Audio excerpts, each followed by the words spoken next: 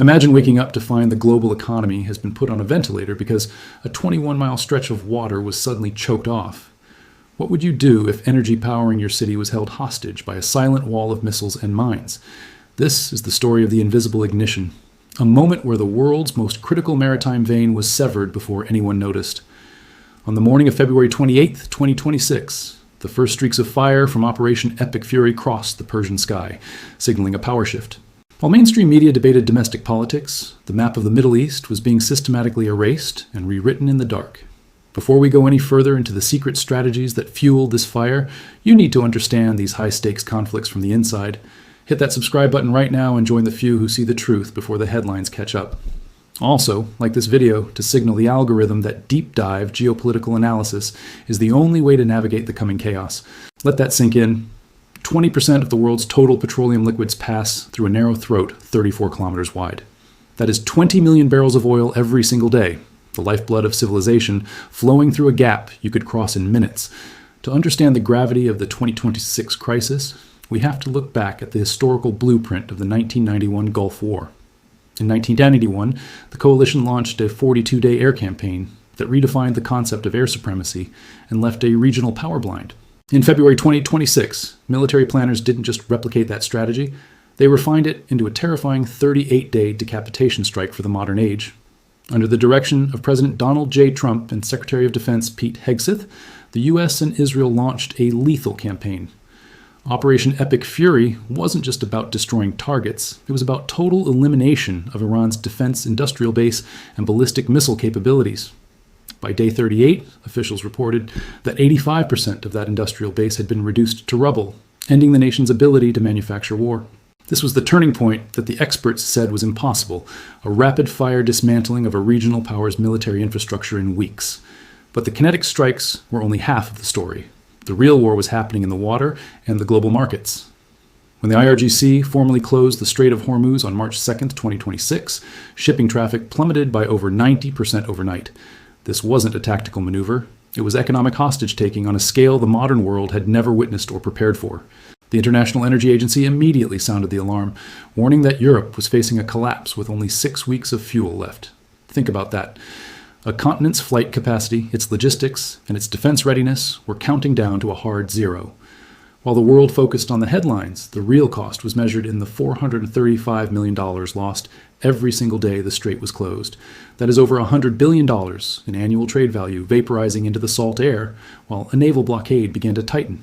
Chairman of the Joint Chiefs, General Dan Kane, oversaw the deployment of forces that would eventually sink 150 warships across 16 classes.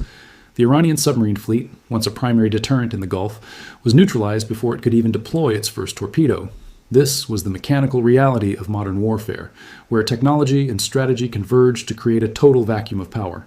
As oil prices began to spiral toward $100 per barrel, the global economy felt the first tremors of a massive forced awakening. Stop and think about what this means for a world that relies on just-in-time delivery for everything from food to microchips. The ignition of February 28th sparked a fire that no amount of diplomacy seemed able to extinguish as the first phase concluded. The smoke from the February 28th strikes had not even cleared before the full weight of Operation Epic Fury began to crush the backbone of regional resistance. This was not just a series of skirmishes. It was a clinical, high-speed amputation of a nation's ability to wage conventional war. While the mainstream media focused on the rhetoric in Washington, the real story was unfolding beneath the waves and across the radar screens of the Persian Gulf. By the 38th day of the campaign, the numbers were so staggering, they defied traditional military logic and signaled a total tactical collapse. The coalition had successfully neutralized 150 warships spanning across 16 different vessel classes, effectively erasing an entire navy in just over 5 weeks. Iran's entire submarine fleet, once the ultimate wildcard in the Strait of Hormuz, now sat silent and broken on the ocean floor. Let that sink in for a moment. An entire regional power's maritime force was wiped from the map before the world could even process the declaration of war. On the ground, the situation was even more dire, as 85% of the Iranian defense industrial base lay in scorched ruins. The Iranian Air Force, which initially scrambled between 30 and 100 sorties per day, saw its flight operations drop to a total of 0. Secretary of Defense Pete Hegseth and General Dan Kane had implemented a strategy of total atmospheric dominance that left the skies entirely empty. But the true weapon was not just the missiles, It was the cold, hard arithmetic of a world suddenly closed off from itself.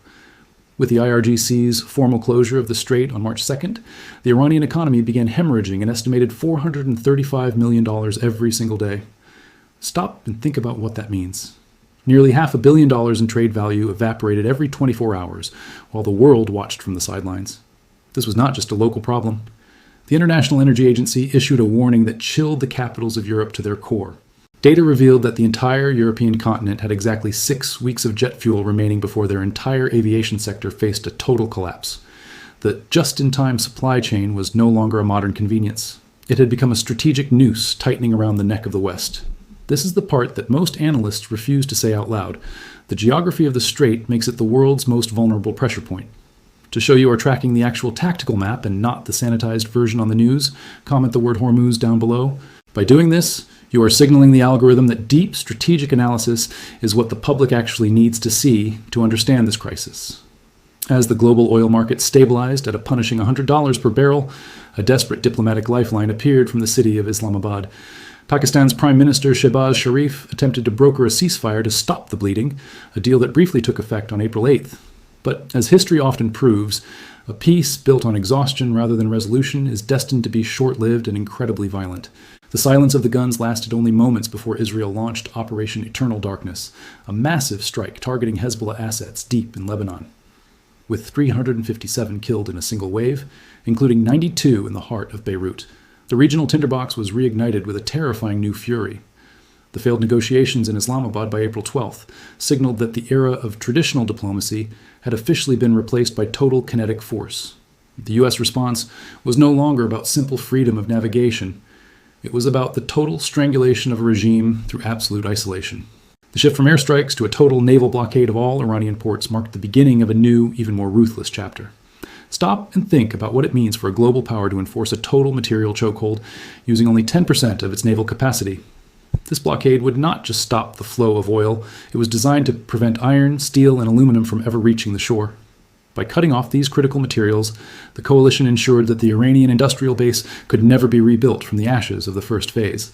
As the first American destroyers moved into their permanent blockade positions, the world realized the rules of engagement had fundamentally shifted forever.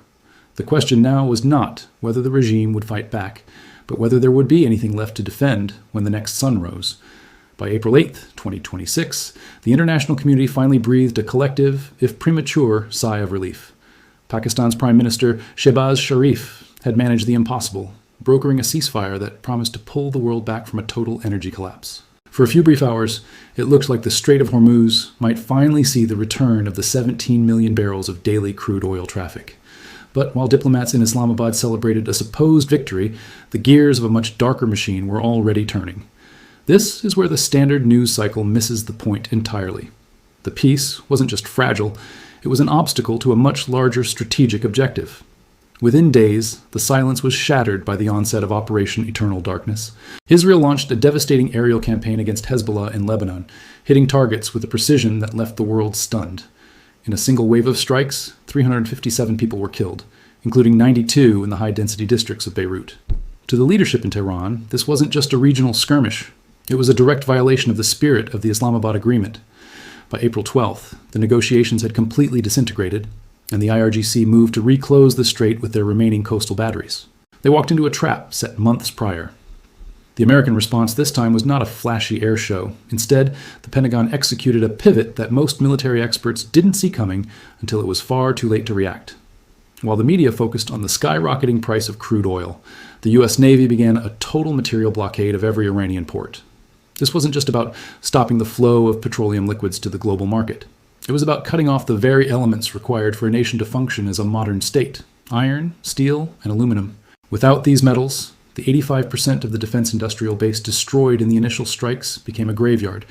There would be no rebuilding of missile silos, and no new warships would slide into water. Stop right now. If you're starting to see how the world is actually run, comment the word blockade below. This simple action helps the world-decoded community beat the algorithm and keeps this home of real geopolitical intelligence alive today. Now, look at the sheer efficiency of this operation. The U.S. Navy enforced this total lockdown using only 10% of its available assets. Let that sink in for a moment. A massive regional power was neutralized by a fraction of a single superpower's naval force. This wasn't a conventional war of attrition, it was a demonstration of absolute maritime supremacy. The economic toll was staggering, with Iran losing an estimated $435 million every single day in trade value. Over a year, that equates to a loss of $109 billion, a vacuum of wealth that no regime can survive for long. But here's the part that most coverage gets wrong. This was never about winning a battle. It was about making the cost of defiance so high that the concept of a sovereign maritime boundary effectively ceased to exist. By June 2026, the geopolitical map had been redrawn without a single border being moved on paper. The Strait of Hormuz, once the world's most dangerous chokehold, had become a silent monument to American economic and naval reach. We are witnessing the birth of a new era where geography is no longer a shield against the global financial and military web.